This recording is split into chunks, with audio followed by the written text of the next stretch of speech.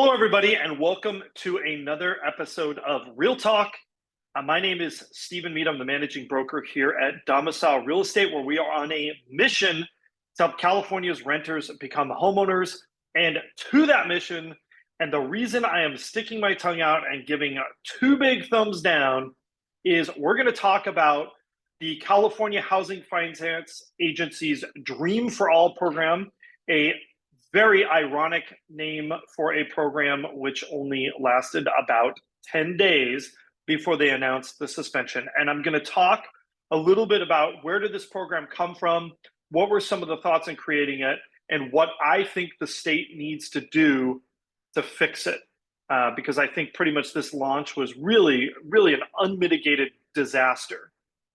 So let's go ahead and talk a little bit about where is the need for this and what's going on. So when we talk about what are the challenges facing first-time home buyers in California, probably the biggest challenge that we run into, number one challenge is getting on that bottom rung of what's called the property ladder. What is the property ladder? The property ladder is that idea that in California, it's difficult to get on, but once you're able to get on that bottom ladder, as your income grows, as things grow, you can keep moving up that property ladder to larger properties, to bigger properties, to properties in a more desirable area. And what the phrase that a lot of people have used is that the bottom rung of the property ladder in California is broken or missing, and that people really struggle just to get on that initial level. And there's two reasons for that. Reason number one is affordability, right? And that's something that's fairly obvious, right? Houses are expensive in California. Though, I think if you watch our regular entry-level market updates where we focus on that entry level into the market, there are options available for people who have household incomes, under $100,000 or around $100,000 of household income. So that's still not a small number, but that really does make it accessible to a lot of households in California. So that's problem number one that we talk about is affordability.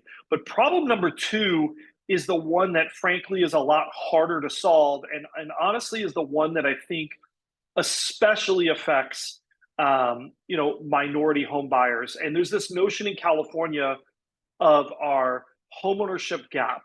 And that means certain groups of people are way more likely to be homeowners based on ethnicity, based on a lot of things. And we talk about this homeownership gap, and really there's a lot of things where we're trying to move that gap closer together. And probably the biggest difference, right, for a lot of these groups is that they don't have access to down payment money. And because of our elevated prices in California, the minimum down payment for a conventional loan is 5% for most people. Some people can get it with 3%. And FHA loans is 3.5%. And while these are very low down payment options, the problem that we have is on a $600,000 property, even a 5% down payment, that is a $30,000 down payment plus closing costs. So the situation that happens for a lot of people is they are working to save for that down payment. And even if you are saving $1,000 a month, right? So imagine someone who is working to scrape by and they are managing to put away another $1,000 a month in savings, that is still 2.5 years before they get to that $30,000 down payment. And what has happened to the prices of houses in that 2.5 years? They've gone up more than $30,000, right? So there's this terrible situation where people are getting farther and farther away from their goal. So the state, recognizing that housing affordability is a major issue to voters and a major issue to residents, they started work a couple of years ago, and they charged the treasurer, the state treasurer, with doing some research into a program that could help Californians achieve homeownership. And they came out with a report, and that report came up with many of the suggestions that would form the Dream for All program. In fact, I think they even were calling that report Dream for All. So they kept the name. And a big component of this was the idea that down payment assistance was really important for two reasons. One, obvious, you need a down payment, right? And it's very hard to say. But the second one is by giving people 20% down, that eliminates mortgage insurance, and that also increases the amount of home that people can buy, right? So if you had an extra 20%, you could essentially buy a home that is 20% more expensive. And that could help a lot of people. And so this report came out a couple of years ago. It advocated that it said the state should allocate $1 billion a year to this, right? $1 billion with a B over 10 years, and that it should be a shared appreciation loan. And I won't go into too much detail, but a shared appreciation loan basically says, hey, we're going to give you 20% down to buy a house. And when you sell that home, we want 20% of whatever it sells for. And in exchange for that, we're not going to charge you any payments in the meantime. You get this money. It's like a gift. We're like the rich uncle you didn't know you have. Just give us our share of the money back when you sell. So the idea from this program was that they were going to put $1 billion a year into it over 10 years, right? Because how long do people have houses on average? About 10 years in California. And that when that money starts getting paid back, it's going to be paid back at a higher level to reflect current home prices. And that meant that this would be a self-sustaining program, right? It's going to keep going. And so that's the good part, right? These were the suggestions. What actually got implemented was the state last year allocated $500 million. Cal HFA, the California Housing and Finance Agency, announced the program about 2.5 weeks ago with $300 million in funding. So they held some of that back. It's not clear whether that was for administrative costs or whether they have some additional allocation. I'm hoping it's the latter. It means they can make some changes to this program. And they launched this program and they were out of money in record amount of time. They thought they were going to help about 2,300 households. I actually think they ended up helping less than that. And there's a big reason why. The big reason why is that this program does not have a dollar cap on it, not written into it. What it does have is they said they will give you up to 20%. And if you're using a high balance loan in LA or Orange counties, basically it meant you could get up to a $300,000 grant. And we've run the math on this. And I think people ended up taking bigger grants maybe than they otherwise would have. And so I actually think the state has made a really big mistake with some of the implementation of this program. Number one, I think it's a mistake that they have not kind of given some political cover and firepower to ensure that this program continues to be funded over the next 10 years. This needs to be that self-sustaining program. That's really where the value is, because this could help generations of California's home buyers. So number one is that they need to ensure this funding is going to continue. They also, I wish it were $1 billion and not the $500 million that the state ended up funding. And here's the reason why. We're going to go through a little bit of the math. And what I think is the biggest problem with this program is that, frankly, it doesn't help enough people. So in any given year in California, there are approximately 300,000 to 400,000 homes that sell.